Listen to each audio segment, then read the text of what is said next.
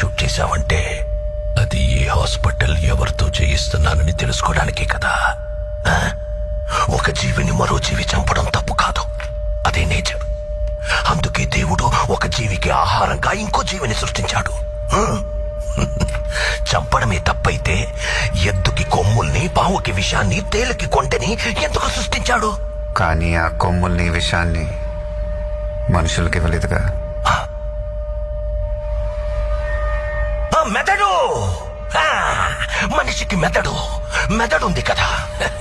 బలవంతుడే బతకగలడు. బలహీనులందరూ కలిసి వాళ్ళని వాళ్ళు కాపాడుకోవడానికి చేసుకున్నదే చట్టం. జింకని చంపితే శిక్ష, మేకని చంపితే శిక్ష లేదు.